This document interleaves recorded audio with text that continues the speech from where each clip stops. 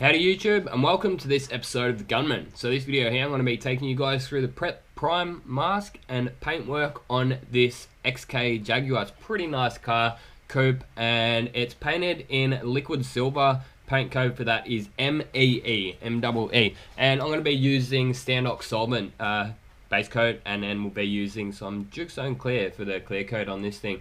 I actually painted this car nearly 6 months ago, probably 6 months ago now. It was one of the first jobs, one of the first Saturday jobs I did when I came back to this shop here. This video has actually been sitting in my editor just about since I finished painting it.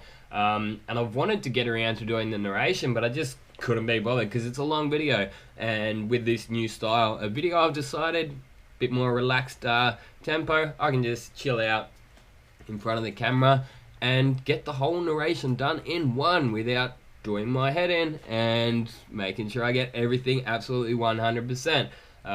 So yeah, feedback has been pretty positive so far on this, so let's get into it. Obviously, first up, clean all the panels down as I always do when I do my prep work. The key to success in dry sanding is cleanliness is next to godliness. Once that's done, good idea to go around and get some 3/4 inch tape or 18mm tape and tape off the edges to make sure that you're not going to go and damage any trims or surrounding panels. Obviously, I'm blocking it down first because I wasn't 100% sure whether or not it was going to need primer, a bit more primer, sorry.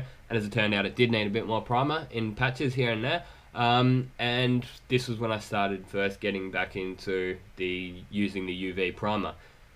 Found out most shops don't really use it over here in Australia. Like, there are certain shops, obviously places do use it, but most shops don't use it, and it's an amazing product. It obviously dries through the UV rays of the sun. Certain UV primers require a specific curing light. So the Axe Alta one, which is we use Standox Axe Alta, they say that you actually need the curing light. You can't just cure it in the sun, whereas we use the Metalux one, put it in the sun for 10 minutes, perfect. And it will not shrink back at all, because it's weird, because first time I went to use it, I'm like, man, it's a 1K product, and he's telling me that it won't come off with thinners. I'm like, bullshit. Put it out in the sun for 10 minutes, came back in with a thinners rack, and I'm like, oh, man, he's right. But yeah, obviously, taping up or papering up the door openings, that was my car, man. I wouldn't want dust all in it because the bloody lazy spray painter couldn't be bothered putting a couple of bits of paper over there. Take him, 30 seconds at tops. So yeah, just think about the fact that these cars do belong to people, or even if, I think this is actually a car yard job, which it was, it will one day, So yeah, just giving it a good block down, making sure I'm pretty happy with it's nice and straight. And yeah, sorry, I just have a drink and a cup of tea. Yeah, like when I'm doing blocking, I like to do directional sanding, and I've been told that for quite some time. If you're looking at a car, you're not going to look sort of down the panel like that. Obviously, you don't want big low spots that are going down a panel, but you more look at a car sort of like down the side of a car. You're not going to be looking at it sort of down like that. So if you do have a little bit of a ripple going down the panel, you're not going to see it so much, whereas looking down the side of the car, you're more likely to see it, if that makes sense. But yeah, you still it's a good practice to do a bit of zigzagging and crossing it up, I guess, a little bit. But don't forget that what we are doing here is smash repairs. You get your repairs sort of like 90-95%. Slight ripples, they're going to be acceptable, and that's not me being a dodgy bastard or anything like that. It's just the reality of it. We've got money to make, and this is not restoration by any means, where people are paying $80,000 to $100,000 plus to get their cars done.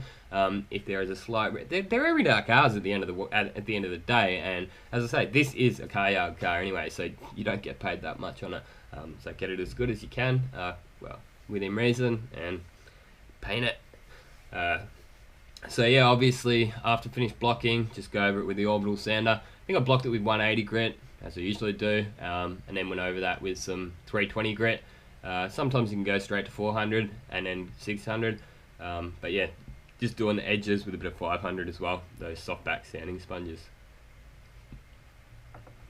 Once that's done, I'll go over the entire thing with some 600. As I've said in many other videos, I don't recommend 600, just use 800 if you're not sure. Especially on the Japanese cars where they don't put enough clear on there, maybe to save a couple of dollars. But the European cars, you usually seem pretty right, like they actually put a nice couple of coats of clear on. Australian and American cars seem sort of in between, you know. Personally, I think they could do with a little bit more. But yeah, then you've got the other side of some of the European cars that they've got like a very thick, it looks like they've been sprayed with HVLP, and they most likely have, because they've got all those laws over there with the, you know, EPA laws and stuff. So they've probably got a very good efficiency, transfer efficiency, but they don't get the best finish, you know.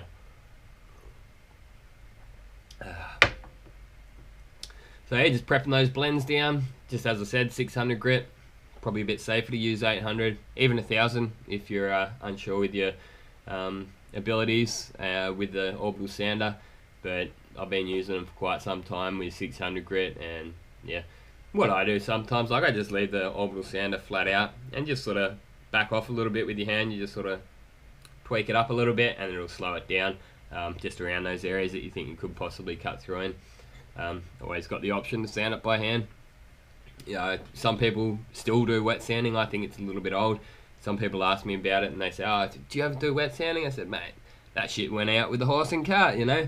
It's 2017 now, man. I haven't done wet sanding on a daily basis as prep work for over 10 years. Like I started the trade in this trade in the year 2000, and I was taught to finish everything off wet. Like they'd block everything and then Orbital sand everything dry, but then they would finish everything off with grey Scotch Brite and scuff stuff, what was called press gas scuff stuff.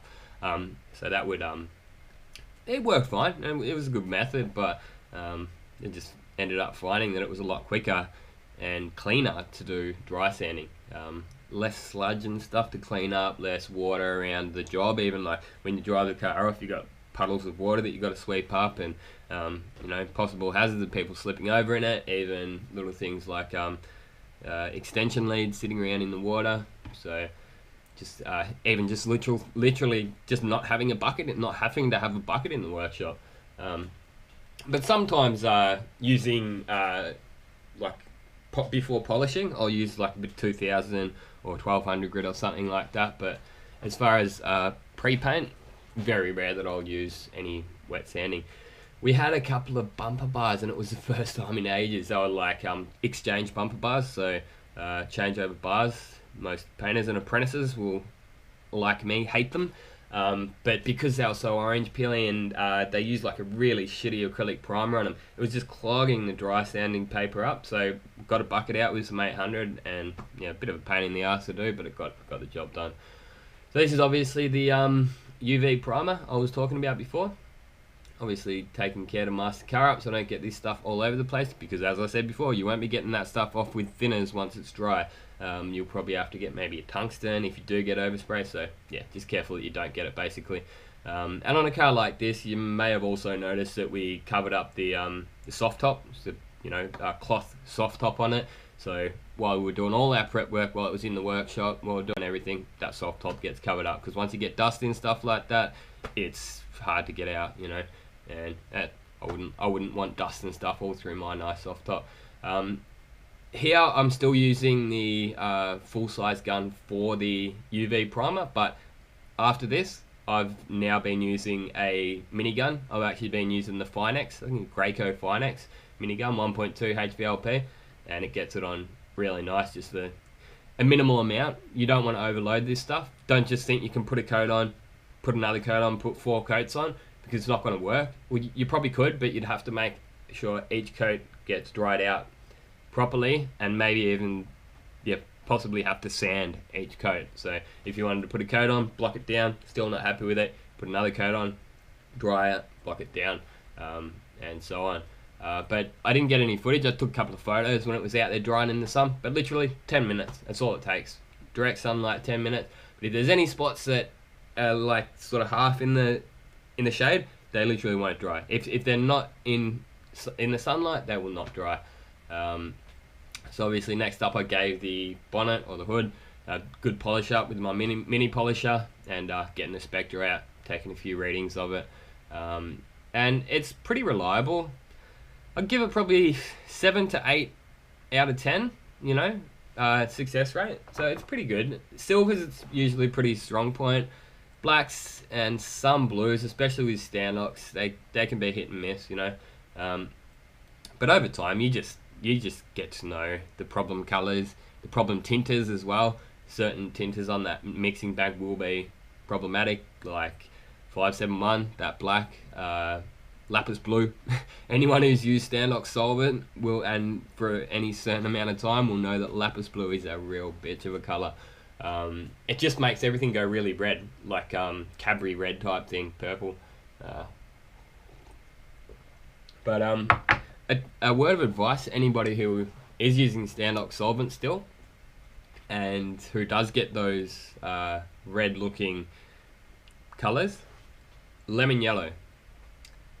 I can't remember off the top, was it not 574, 575 I think it is. Lemon yellow, that will basically counteract the reds, and it does really well. Like, I still remember the other painter when he finally figured it out. It was just like, whoa, amazing! Finally, all these colors that we were really struggling with, because you look at your color wheel and it does make sense that the yellow will counteract the red and sort of make it go to the green. Rather than putting green directly in it, sometimes that lemon yellow, just what it needs.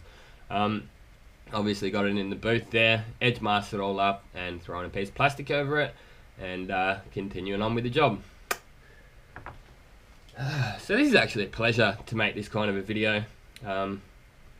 Everyone's been saying that they've been enjoying it, so more content for you guys. That's what some people say. They say, man, whatever makes it so that we get to see more Gunman videos, go for it, do it. Just gotta have a vape.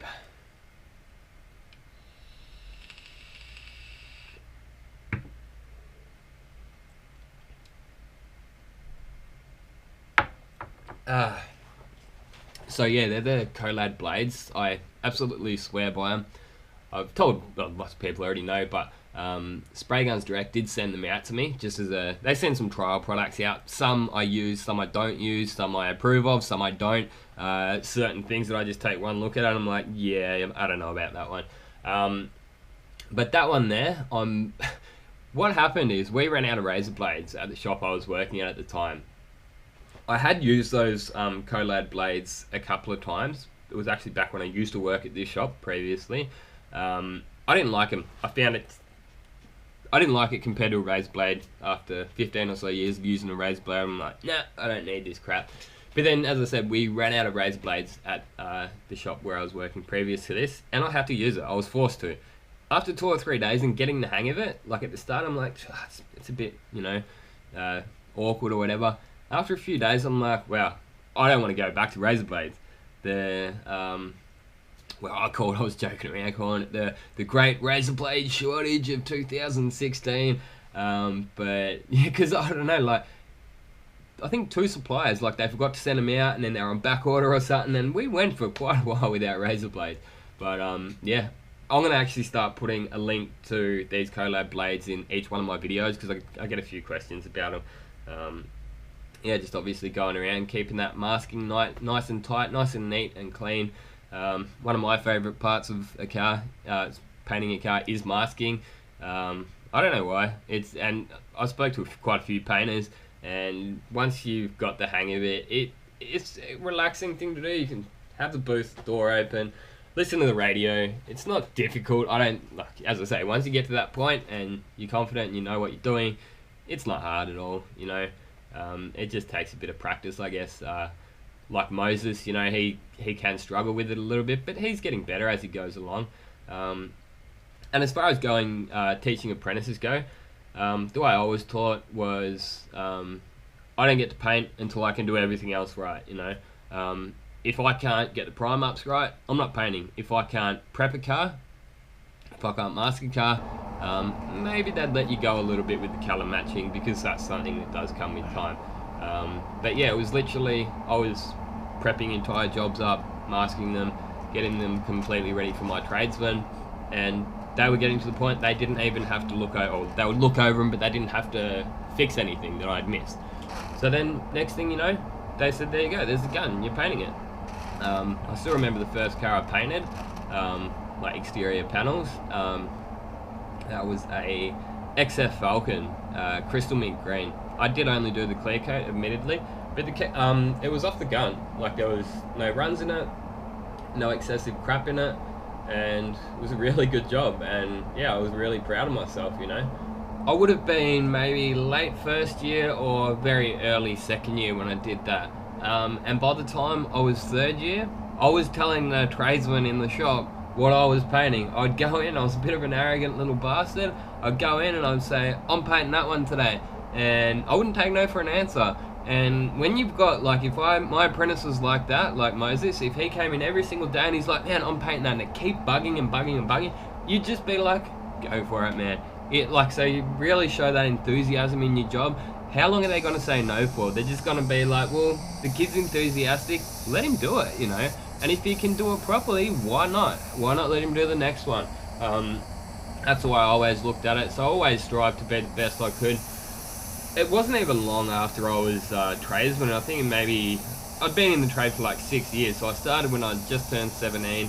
Might have been like 21 or 22. Yeah, so 21 when I turned tradesman. And then 22 or 23 probably when I was foreman of a reasonable sized panel shop. And I did that for quite a few years. And at this point where I am now I'm that little bit older, I'm just like, you know what? I don't even want that foreman thing. I'm just happier just being an average spray painter. Go in, paint a car, that's it. No stress on my shoulders. I don't have to worry about doing the orders and assigning jobs. I mean, obviously I'll help out where possible, but I don't even care about that title. At the end of the day, you pay me what I want. I'd rather not have the extra responsibility, that's the word. But yeah, we do pretty well where we are. We've got 3 experienced tradesmen and Moses, so between us we can get it all sorted out. So as you can see, I've wiped it all down with wax and grease remover, given it a good wipe down with tack cloth, using the DuPont, the Sontara whites. They're not called DuPont anymore, just Sontara. That's the Sontara tack cloth too. So just using the blue GTI Pro, pretty decent gun. Still, well, I guess technically it's equal first on my top 10 spray guns. It was the Pro Lite that won, but it's basically the same gun. They literally just made it a little bit nicer to fit in the hand, a touch lighter, and yeah, nowadays you can actually get all the same air caps on the Pros as the Pro Lite. So there was a little bit of a change in the baffle from the Pro to the Pro Lite from memory as well, but you can actually fit your Pro caps on your Pro Lites, but I've always liked to keep them, you know, to what they're meant to be. As you can see on that guard, I think it was like a little bit of a chip or something that I missed, so I had to go back and dry that base coat down and do a little bit of a rectification there. Pretty nice car, it's worth getting it right, but yeah, we all miss stuff. At the end of the day, it's better to fix it up while it's in the booth than you know, have to repaint that panel later on. So yeah, just got a bit of 800 grit. It's always handy to leave a bit up in the corner of the booth. Instances like this.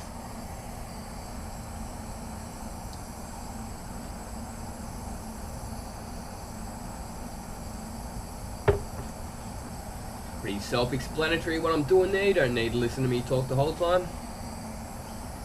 I'm gonna chill out and have a vape. You guys get to chill out, why don't I?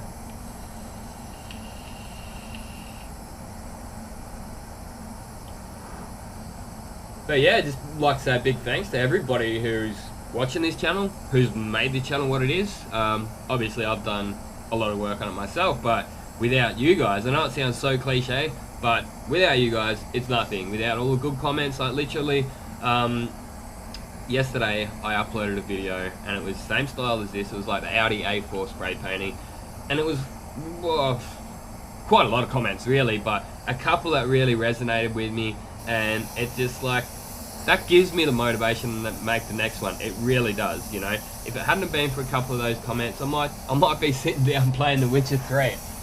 I've been playing the shit out of this game lately. It's pretty awesome. Absolutely loving it. Got it on the PC, and yeah, getting back into gaming a bit lately, and enjoying it. But yeah, get a couple of nice comments like that, and it gives me the motivation to finish this video, which I started making ages ago. But yeah, no, it's good. It's all good.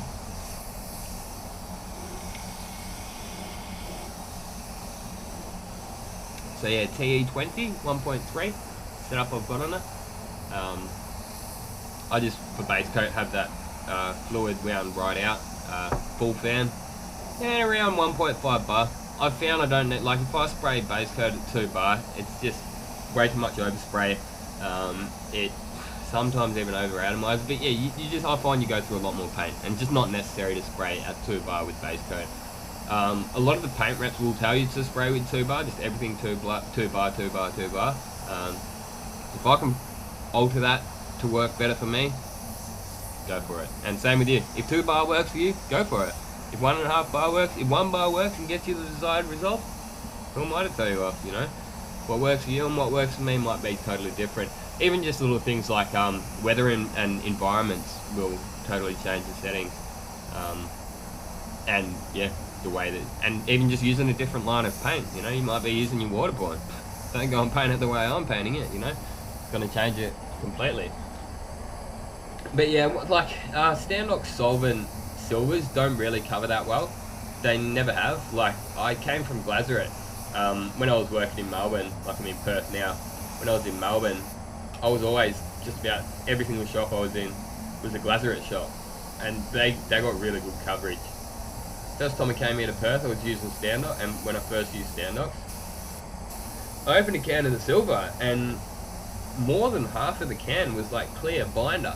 I'm like, wow, that doesn't seem right, because with Glazeret it was just a little bit on the top, you know, when you open up a new can, and I knew straight away that the colours weren't going to cover. It's obviously worse with the coarser metallics, so the finer metallics cover that a little bit better. I think that with the coarser metallics, maybe they need that little bit more binder to sort of float the metallics in. But yeah, I do know that definitely the Glazeret wasn't so bad, so it just means you've got to put an extra couple of coats on. Obviously got the option of using a ground coat. Some people like to use wet on wet primers, or sealers as they call them in the US, but as I mentioned in previous videos, if I was to go and put a bit of sealer or wet on wet primer down the side of that car, get a little bit creeping through your edges, you can possibly get it over your blend areas, ruin your blends, have to either wipe off or put colour over it. Also this wet on wet, like, it's good stuff, but I found it leaves a little bit of a halo around the edge, so if I'm to say like do half a panel in wet on wet and then go put base coat over it, you can actually see that edge. One way of getting around that is puffing a bit of thinners over the edge, and that sort of melts it in. Done that a bit over the years. But these days, because I said this is a bit of an older video, these days I've been using the Prepsol with some good results. It's like using it as a transparent sealer. Didn't use it in this video though. So yeah, just sort of medium wet coats, I guess. You don't want to smash your silvers on, or else you get mottle and the metallics won't stand up. So basically, when you're spraying metallics, just medium wet is the rule of thumb, I guess. Like when you put the metallic base coat on too heavy, what happens is, like, you think of it like on a small level, you've got those metallic particles. So the metallic particles are too wet, then the paint, they're going to be laying down in the paint, so it's going to look blotchy, whereas you actually want those metallic particles to sort of stand up on different angles, and that's what gives you the effect. But yeah, another thing is when you're doing your spray out cards, you want to sort of really try to replicate what you're actually going to do when you're spraying. So no use in doing your spray out cards at 1 bar and then going into the booth and spraying at 2 bar. No use in putting 1.5 coats on your spray out card and then putting 4 coats on the car. Just try and do exactly everything when you're doing your spray out or your test cards as you do when you're in the booth. Excuse me.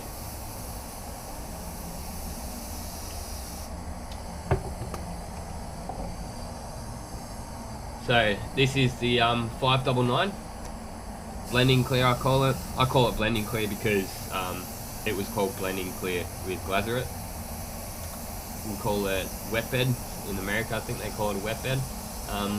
It's basically just a clear base coat. you can see that this, because it's 599, it's got a touch of a yellow tinge, which is why I leave it just a little bit off for it. If I do go up to the edge, I'm just a very light coat up to that edge.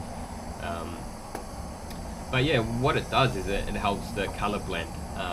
So it's not going to take long to dry, but it's basically filling in the sanding scratches and sort of bringing it up to the same level as your base coat.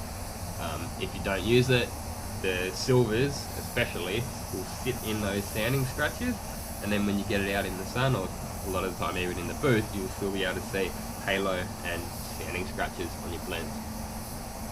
So pretty important to use, especially for silvers. Like a lot of the darker colors, it's just simply not necessary. You can use it if you ever got, like, if I've ever got a color that I'm like 50-50, it's got a lot of metallic in it, but it's pretty dark, I'll just use it. It doesn't take long to put it down, but it's going to take a fair bit of time to get the car back in the booth, prep it up and redo it if it doesn't look quite right out in the sun. I actually don't mind this color. I like silver cars. I reckon they look quite nice. They're easy to keep clean. They look clean. You know, I like they really show up the lines of the car as well. I think years ago I actually heard that they were the second best for resale value. Yeah, I like a nice, bright, fine silver. So continuing on, just sort of making sure I'm happy with those blends. If you're not happy, you can just puff a bit more. And if I am ever having trouble with model, one little trick can be with that 599, because it's basically just clear base coat. You can sort of go half 599 in with your base coat color, and it's just diluting that color, and it can actually help it blend out a little bit, even with model. There you go. I'm doing it in this video. As I said, it's an old video, and I can't really remember exactly the details, but I'm doing exactly what I just said. So I'm just pulling the trigger on the 599 gun, sort of half filling it up with the 599, which is the clear base coat, and that's going to help that colour blend out a bit. Obviously careful not to go too far, or else you're going to be going edge to edge with the colour.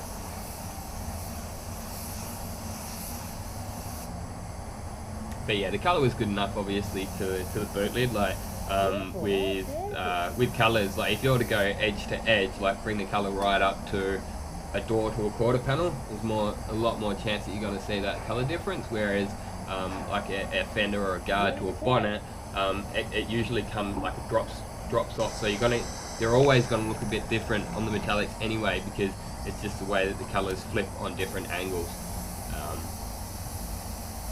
But yeah, so I've obviously gone out, cleaned the base coat gun out, mixed up some clear coat, and by that time usually pretty right to come back in and start clearing. No like sitting there with blowers or anything. That was one thing that really started to piss me off with the water-based paints. And when I started at the last shop, they'd only just got the water base in, and the boss comes down after he got his first gas bill and he goes, "Oh man, how come like ever since you started the gas bills have doubled?" I'm like, "Oh yeah, well what else just started when I just started? That was your water-based paint, wasn't it? It's going to take a lot longer to dry, isn't it?"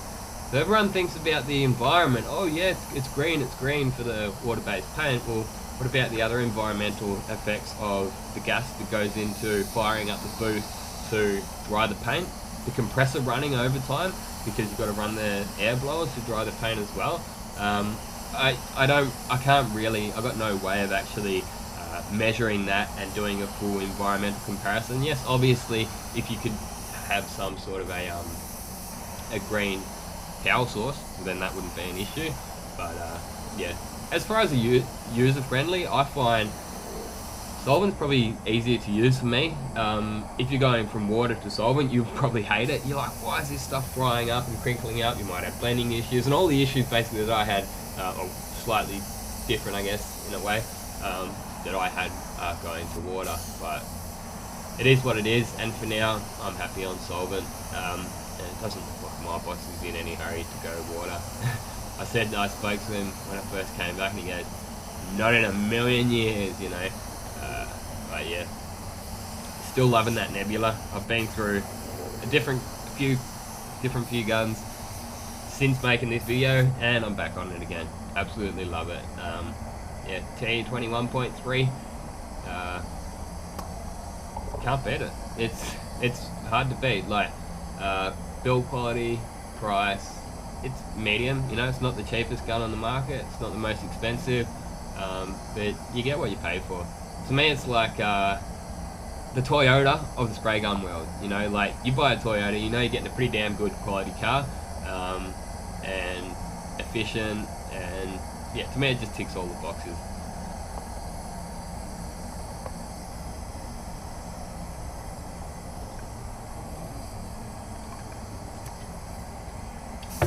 What else can I talk about? I don't know.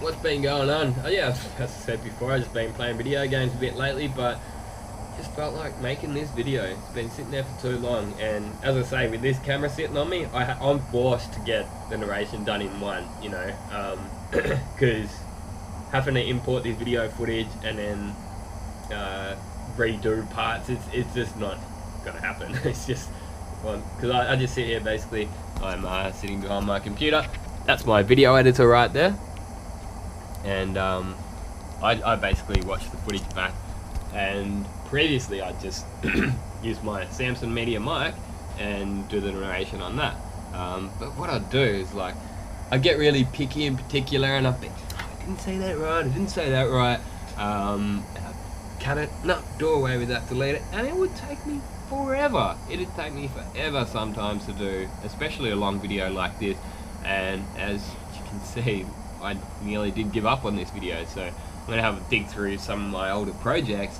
and finish them off with this style.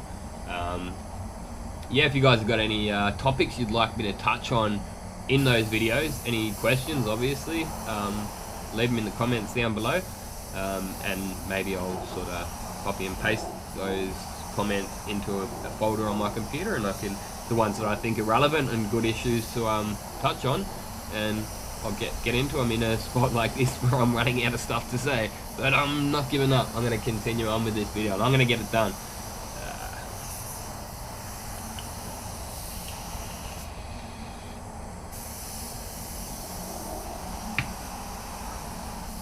But yeah, like if you like my videos and you want to get to know me, I don't really do this to make friends, you know.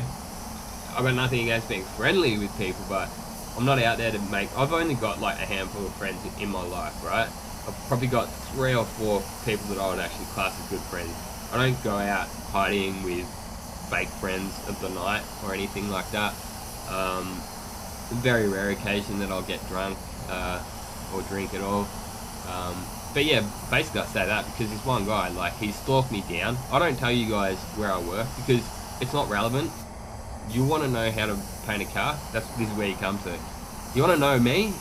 This is not where the videos. I could be anyone, and I could work anywhere. I could be in any paint shop around the world, and I could be anyone as a person.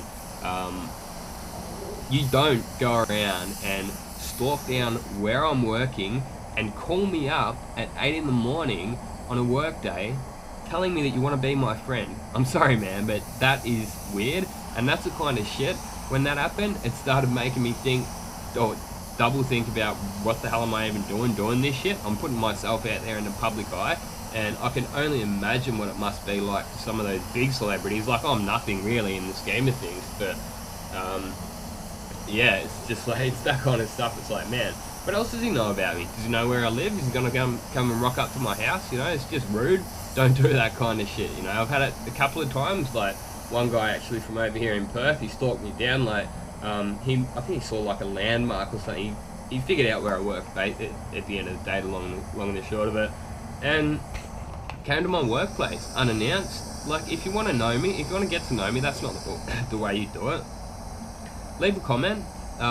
If I reply to the comment, maybe we can exchange emails, and maybe from there I might give you my phone number, but it doesn't work like that. You just stalk me down, you call me up, and then we're gonna be mates. I'm sorry, that's gonna be actually blacklist you and make me just like you know, and never want to have anything to do with you.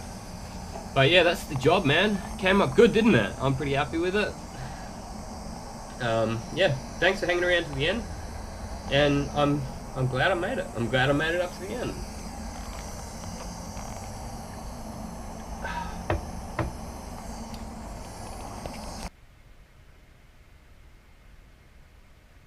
So yeah, this is the only footage I've got of it finished off. I think I must have missed it on the way out. I really can't remember. It was a little while ago. But as you can see, it came out real nice. Colour looks good. Blended out nice on this side, on that quarter panel too. Happy days. Painting shit. Alright, well, as always, now you've seen this video, get out there and paint some shit. Thanks for watching, and this has been another Gunman production. Goodbye. Oh yeah, jump over to my website if you want to get a t-shirt. Got some stubby coolers, I've got some hats as well. Jump over to the store page, and yeah, I'll see you in the next one. Gunman out.